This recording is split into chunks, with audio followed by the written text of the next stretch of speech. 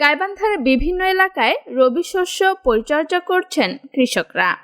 এক বুক আশা নিয়ে আমন ধান কেটে সরিষা, আলু, পটল, মরিচ, পেঁয়াজ, রসুন, ভুট্টা সহ বিভিন্ন ফসল বুনেছেন তারা।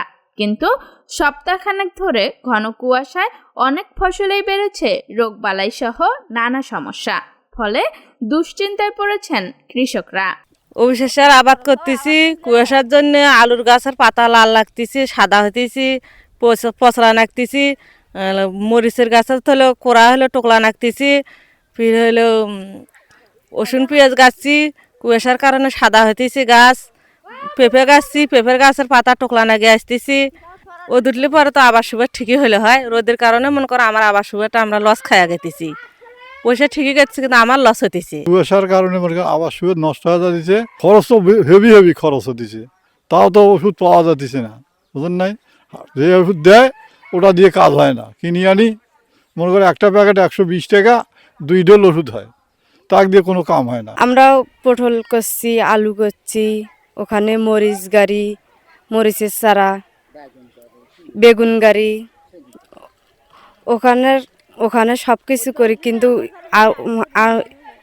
এর আগের বার হলো কুয়াশা কম ছিল, খরচ কম আসিল, টাকা পয়সা কম গেছি। এফিরকে ঘন কুয়াশার কারণে ওষুধ দল লাগে, ঘন ঘন ওষুধ না দিলে তো ওখানে গাছ টোকলা লাগে যায়, তার কারণে এফিরকে ঘর টাকা খরচ হচ্ছে। খরচ অনেক আগের থেকে বাড়ছে, কিন্তু খরচ বাড়িয়েও তো আবার টিকতেছে না, সব আবাদও নষ্ট হয়ে যাচ্ছে।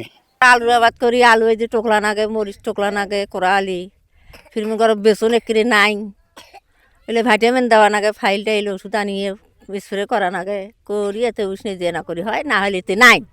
আর মনে করো এই আলুর আবাদ আর বেশি মতন ক্ষতি হয়ে যায় এই কুয়াশার মধ্যে ক্ষতি হয়। মনে করো ক্ষতি হলে যে টাকা নাগে, স্প্রে করে গেলে 400-500 টাকার খোঁজ থাকে না। শীত আর ঘন কুয়াশাতে যেমন জনজীবন বিপর্যস্ত হয়ে পড়েছে, তেমনি টানা কয়েকদিন সূর্যের আলো না পাওয়ায় রবি শস্যে বিভিন্ন রোগের আবির্ভাব হয়েছে। এ অবস্থায় ক্ষয়ক্ষতি রোধে মাঠ পর্যায়ে সব ধরনের মৌখিক পরামর্শ সহ লিফলেট বিতরণ করা হচ্ছে বলে জানিয়েছেন কৃষি সম্প্রসারণ অধিদপ্তর গাইবান্ধার জেলা প্রশিক্ষণ অফিসার মোহাম্মদ আসাদুজ্জামান।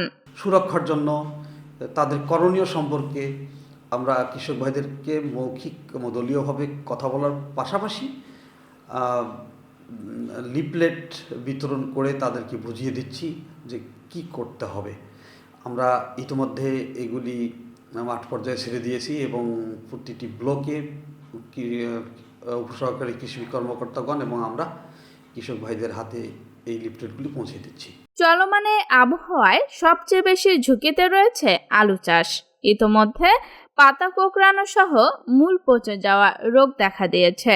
এমত অবস্থায় আলুর বয়স অনুযায়ী সেচ তথা বালাইনাশক ব্যবহারের পরামর্শ দেন এই কর্মকর্তা। এই সময় সেচ প্রদানটা না করাই ভালো, যদি সূর্যের আলো দেখা যায় তখন সেচ প্রদান করবে। আমরা যে পরামর্শ দিয়ে যাচ্ছি আলুতে বিভিন্ন ধরনের বালাইনাশক ব্যবহারের জন্য, এখানে কিছু মিক্সড বালাইনাশক আছে, ছত্রাকনাশক আছে, কিছু সিঙ্গেল ছত্রাকনাশক আছে, যেগুলি অন্তত আলুর বয়স কম হলে তখন আমরা সিঙ্গেলগুলিকে আমরা প্রিফার করি ব্যবহারের জন্য।